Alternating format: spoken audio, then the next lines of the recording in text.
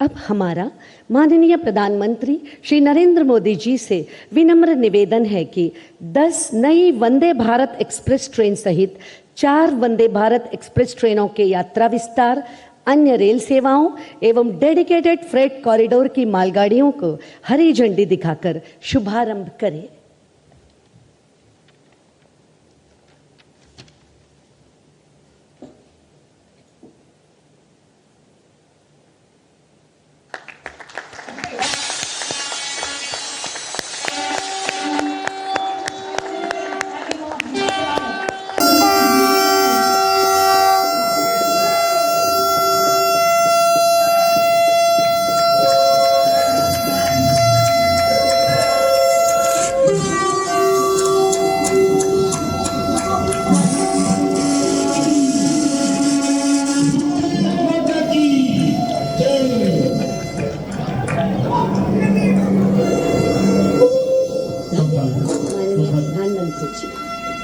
और अब वह महत्वपूर्ण क्षण आ गया है जब माननीय प्रधानमंत्री श्री नरेंद्र मोदी जी अपने आशीर्वचनों से हम सभी का मार्गदर्शन करेंगे।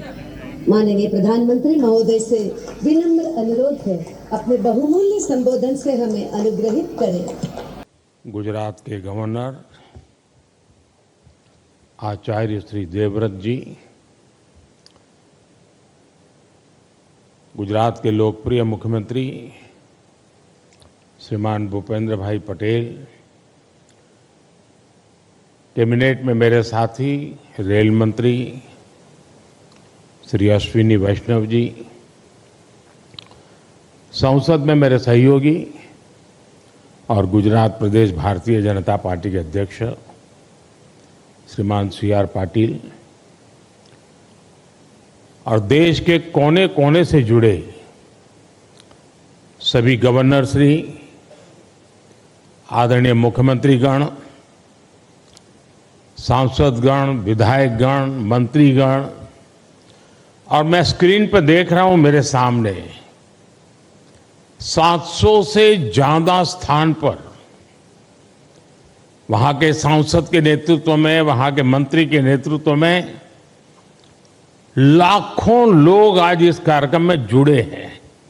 शायद रेलवे के इतिहास में एक साथ हिंदुस्तान के हर कोने में इतना बड़ा कार्यक्रम कभी नहीं हुआ होगा।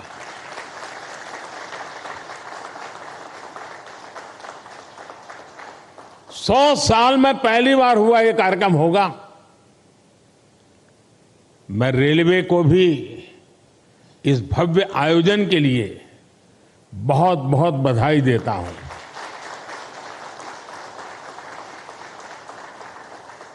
विकसित भारत के लिए हो रहे नवनिर्माण का लगातार विस्तार हो रहा है। देश के कोने कोने में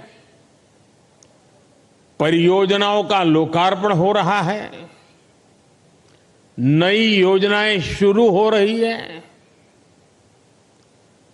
अगर मैं साल 2024 की ही बात करूं, 2024 आने मुश्किल से अभी 75 दिन हुए हैं 2024 के। इन करीब करीब 75 दिन में 11 लाख करोड़ रुपए से ज्यादा की परियोजनाओं का लोकार्पण और शिलान्यास हो चुका है। और अगर मैं पिछले 10-12 दिन की बात करूं, पिछले 10-12 दिन में ही 7 लाख करोड़ रुपए से ज्यादा की परियोजनाओं का लोकार्पण और शिलान्यास हुआ है। आज भी विकसित भारत की दिशा में देश ने एक बहुत बड़ा कदम उठाया। इस कार्यक्रम में अब यहां 1 लाख करोड़ रुपए से ज्यादा की परियोजनाओं का और लोकार्पण और शिलान्यास हुआ है। और आप देखिए, आज 85,000 करोड़ रुपए 85,000 करोड़ रुपए से अधिक से सिर्फ और सिर्फ रेलवे के प्रोजेक्ट देश को मिले हैं। और इसके उपरांत समय का अभाव रहता है मुझे, विकास में मैं गति को धीमी नहीं होने देना चाहता, और इसलिए आज रेलवे के ही कार्यक्रम में एक और कार्यक्रम जुड़ गया है पेट्रोलियम वालों का। और दहेज में, गुजरात में दहेज में 20,000 करोड़ रुपए से अधिक की लागत से बनने वाले पेट्रोकेमिकल परिसर का भी शिलान्यास हुआ है। और ये प्रोजेक्ट हाइड्रोजन उत्पादन के साथ साथ देश में पॉलीप्रोपिलीन की डिमांड को पूरा करने में अहम भूमिका निभाने वाला है। आज ही गुजरात और महाराष्ट्र में एकता मॉल्स का भी शिलान्यास हुआ है।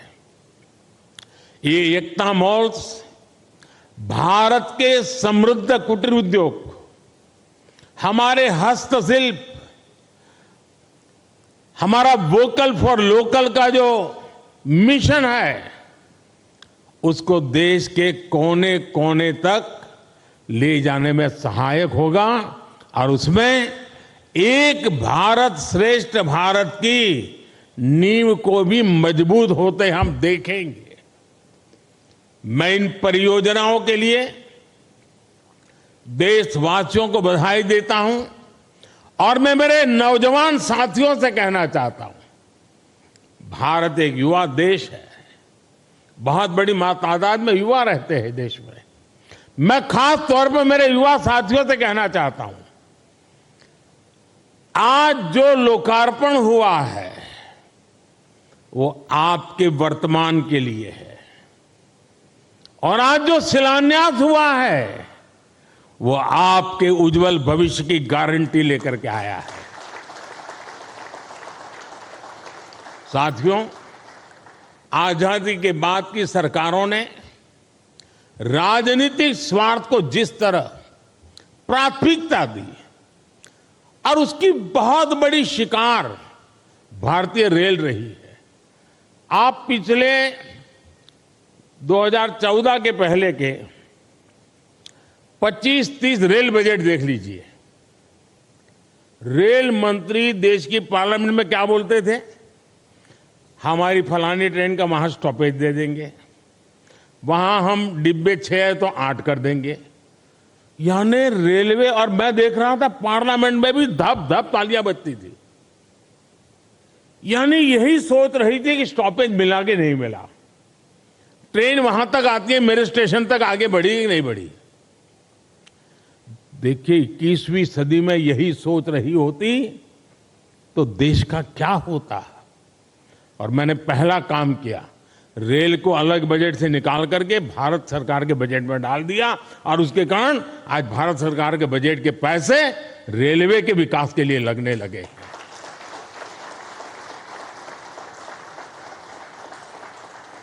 पिछले दिनों देखा है इन दशकों में समय की पाबंदी, आपने हालत देखा है। ट्रेन पर मेन लोग ये नहीं देखने जाते थे किस प्लेटफॉर्म पर कौन सी ट्रेन है, लोग ये देखते हैं कितनी लेट है।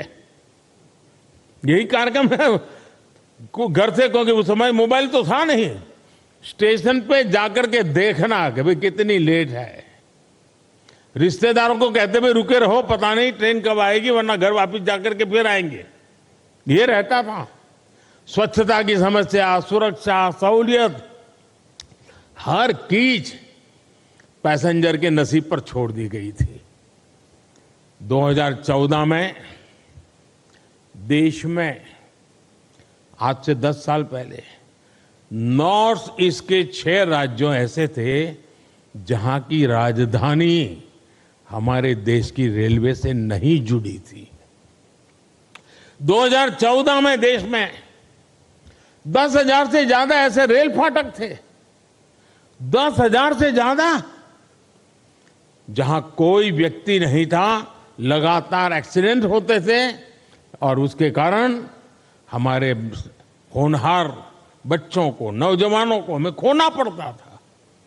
2014 में देश में सिर्फ 35% रेल लाइनों का इलेक्ट्रिफिकेशन हुआ था। पहले की सरकारों के लिए रेल लाइनों का दोहरीकरण भी उनकी प्राथमिकता में ही नहीं था। इस परिस्थिति में हर पल कौन मुसीबतें झेल रहा था, कौन परेशानियों में पीसा जाता था? हमारे देश का सामान्य मानवी, मध्यम वर्ग का परिवार, भारत का छोटा किसान, भारत के छोटे उद्यमी। आप याद करिए, रेलवे रिजर्वेशन, उसकी भी क्या हाल था। लंबी लंबी लाइनें, दलाली, कमीशन, घंटों का इंतजार। लोगों ने भी सोच लिया था कि अब ये हालत कभी नहीं। सबने माना था भाई रेलवे बस ऐसी है, मुसीबत है, चलो 2-4 घंटे सफर करनी है, कर लेंगे, चिल्लाओ मत। यही जिंदगी हो गई थी। और मैंने तो मेरी जिंदगी ही रेल की पटरी पर शुरू की है, इसलिए मुझे भली भांति है रेल का क्या हाल था। साथियों, भारतीय रेल को उस नर्क जैसी स्थिति से बाहर निकालने के लिए जो इच्छा शक्ति चाहिए थी, वो इच्छा शक्ति हमारी सरकार ने दिखाई है। अब रेलवे का विकास सरकार की सर्वोच्च प्राथमिकताओं में से एक है। हमने 10 वर्षों में औसत रेल बजट को 2014 से पहले की तुलना में 6 गुना ज्यादा बढ़ाया है। और मैं आज देश को ये गारंटी दे रहा हूं कि अगले 5 साल में वो भारतीय रेल का ऐसा कायाकल्प होते देखेंगे जिसकी उन्होंने कल्पना भी नहीं की होगी। आज का ये दिन इसी इच्छा शक्ति का जीता जागता सबूत है। देश का नौजवान तय करेगा उसको कैसा देश चाहिए, कैसी रेल चाहिए। ये 10 साल का काम अभी तो ट्रेलर है, मुझे तो और आगे जाना है। आज गुजरात, महाराष्ट्र, यूपी, उत्तराखंड, कर्नाटक, तमिलनाडु, दिल्ली, एमपी, तेलंगाना, आंध्र प्रदेश, बिहार, झारखंड, पश्चिम बंगाल, उड़ीसा, इतने राज्यों में वंदे भारत ट्रेनें मिल चुकी है जी। और इसी के साथ ही देश में वंदे भारत ट्रेन की सेवाओं का शतक भी लग गया है। वंदे भारत ट्रेनों का नेटवर्क अब देश के 250 से अधिक जिलों तक पहुंच चुका है। जन भावनाओं का सम्मान करते हुए सरकार वंदे भारत ट्रेनों का रूट भी लगातार बढ़ा रही है। अहमदाबाद जामनगर वंदे भारत ट्रेन अब द्वारिका तक जाएगी। और मैं तो अभी द्वारिका में जाकर के डुबकी लगा के आया हूं। अजमेर, दिल्ली, सराय रोहिल्ला वंदे भारत एक्सप्रेस अब चंडीगढ़ तक जाएगी। गोरखपुर लखनऊ वंदे भारत एक्सप्रेस अब प्रयागराज तक जाएगी। और इस बार तो कुंभ का मेला होने वाला है तो उसका महत्व और बढ़ जाएगा। तिरुवनंतपुरम, कासरगोड वंदे भारत एक्सप्रेस मंगलुरु तक विस्तार किया गया है। साथियों, हम दुनिया भर में कहीं भी देखें, जो देश समृद्ध हुए, औद्योगिक रूप से सक्षम हुए, उनमें रेलवे की बहुत बड़ी भूमिका रही है। इसलिए रेलवे का कायाकल्प भी विकसित भारत की गारंटी है। आज रेलवे में अभूतपूर्व गति से रिफॉर्म हो रहे हैं। तेज गति से नए रेलवे ट्रैक्स का निर्माण, 1300 से ज्यादा रेलवे स्टेशनों का आधुनिकीकरण, वंदे भारत, नमो भारत, अमृत भारत, जैसी नेक्स्ट जनरेशन ट्रेन, आधुनिक रेलवे इंजन और कोच फैक्ट्रियां, ये सब 21वीं सदी की भारतीय रेल की तस्वीर बदल रही है। साथियों, गति शक्ति कार्गो टर्मिनल पॉलिसी के तहत कार्गो टर्मिनल के निर्माण में गति लाई जा रही है। इससे कार्गो टर्मिनल बनने की गति तेज हुई है। लैंड लीजिंग पॉलिसी को और सरल किया गया है। लैंड लीजिंग प्रक्रिया को भी ऑनलाइन किया है। इससे काम में पारदर्शिता आई है।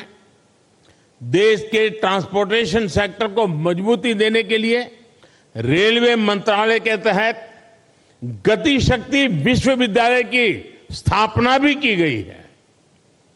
हम निरंतर भारतीय रेल को आधुनिक बनाने और देश के कोने कोने को रेल से जोड़ने में जुटे हुए हैं।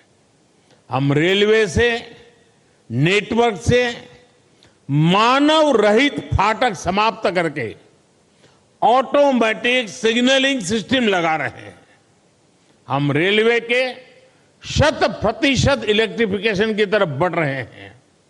हम सौर ऊर्जा से चलने वाले स्टेशन बना रहे हैं। हम स्टेशन पर सस्ती दवा वाले जन औषधि केंद्र बना रहे हैं। और साथियों, ये ट्रेनें, ये पटरियां, ये स्टेशन ही नहीं बन रहे, बल्कि इनसे मेड इन इंडिया का एक पूरा इकोसिस्टम बन रहा है। देश में बने लोकोमोटिव हो या ट्रेन के डिब्बे हो, भारत से Sri Lanka, Mozambique, Senegal, Myanmar, Sudan जैसे देशों तक हमारे ये प्रोडक्ट एक्सपोर्ट किए जा रहे हैं। भारत में बनी सेमी हाई स्पीड ट्रेनों की डिमांड दुनिया में बढ़ेगी तो कितने ही नए कारखाने यहां लगेंगे। रेलवे में हो रहे ये सारे प्रयास, रेलवे का ये कायाकल्प नए निवेश और निवेश से नए रोजगार की भी गारंटी दे रहा है। साथियों, हमारे इन प्रयासों को कुछ लोग चुनावी चश्मे से देखने की कोशिश करते हैं। हमारे लिए ये विकास कार्य सरकार बनाने के लिए नहीं, ये विकास कार्य सिर्फ और सिर्फ देश बनाने का मिशन है। पहले की पीढ़ियों ने जो कुछ भुगता वो हमारे नौजवानों और उनके बच्चों को नहीं भुगतना पड़ेगा, और ये मोदी की गारंटी है।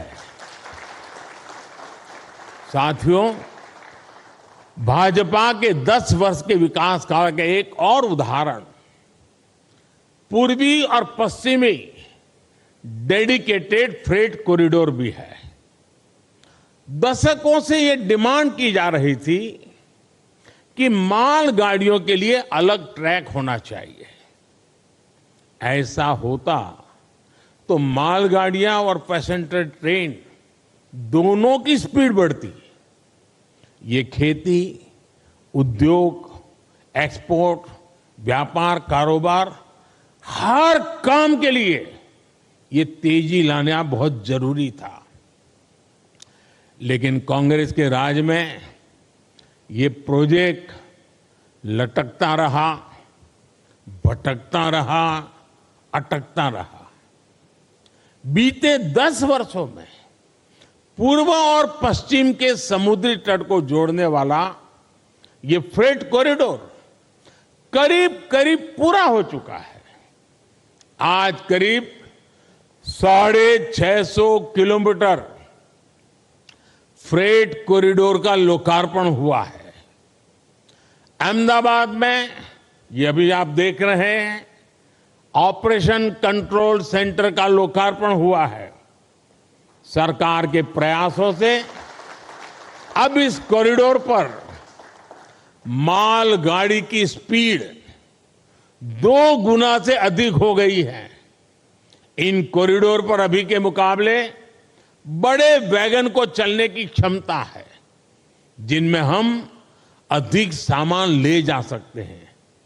पूरे फ्रेट कॉरिडोर पर अब इंडस्ट्रियल कॉरिडोर भी विकसित किए जा रहे हैं।